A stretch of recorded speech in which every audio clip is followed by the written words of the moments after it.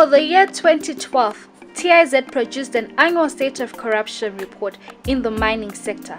For the year 2013, the organization has produced an annual State of Corruption in the land sector. This annual State of Corruption shows how the poor integration of the values of integrity, accountability, and transparency have given rise to corruption. I'd like to welcome you all to the launch of our 2013 research publications.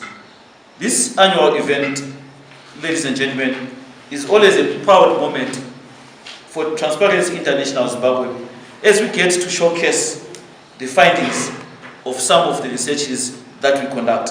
TIZ believes corruption can only be sufficiently tackled through the participation of all citizens. Ladies and gentlemen, fighting corruption is not something that we should wait for and expect others to do. No. Corruption is one of those unique scourges that require all of us to descend into the proverbial arena and play our part. Basically, the annual State of Corruption report is a sector-specific comprehensive report which we do as Transparency International, where we take a particular sector and investigate more on what are the corruption drivers, what is failing corruption, and what could be the impact on the economy. So for the year 2012, we looked at the mining sector, and for the year 2013, the focus was on land governance in Zimbabwe. And as you all know, land is a key, crucial resource in Zimbabwe, and there have been so many issues around land governance and corruption. So we saw it fitting to focus on this field of study and see how best land is being managed currently in Zimbabwe. So why land sector governance, people might ask. Zimbabwe has a total land area of about 500 million hectares, and land in Zimbabwe is an important factor which continues to define our social, political, and economic stability. Land and agriculture contribute about 11 to 12% to the gross domestic product, and as you all know, land is a critical backbone of the Zimbabwean economy. Through intelligence gathering, we noted that there is voluminous literature on land issue in Zimbabwe, but there is a depth of literature on land corruption. Notable scholars like Rukuni, Matondi, Wongwe, Chiweshe have written so lot about the land issue in Zimbabwe, but there's little reference to the issue of corruption, there's little reference to the issue of transparency and accountability within the land sector. But there is mention of the strained land governance framework, the multiplicity of institutions which are responsible for land administration.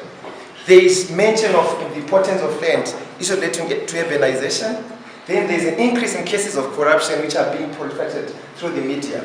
Then, as the board chair indicated earlier on, there are reports documenting the multiple farm allocation systems, how some 10-year-old people got land through the land reform program, the emerging land barons, corruption in land cooperatives. We are supporting the land audit process with the government. We had recently a meeting, and we were informed that the chief technical advisor has been identified. It's in Malawi, he's now working in Malawi. So my recommendation is that as soon as it is confirmed who this person is, that you have a meeting with the person in order to make sure that all the elements which are in this report are taken into consideration, and is that there is always an ambiguity. On one side there is a willingness of the government to go ahead with land audit, on the other side they know perfectly it's like to invite somebody to valse on a landmine. I think a very important finding of this research was that in the last 30 years, the chiefs, the headsmen, and other leaders especially in the rural community, have shifted their accountability from downwards to upward accountability, mainly because most of them are politically appointed instead of traditionally appointed, which was the case, say, maybe 50 to 100 years ago. But in the recent past, they are politically appointed. So they are not necessarily even aligned to a clan in some cases.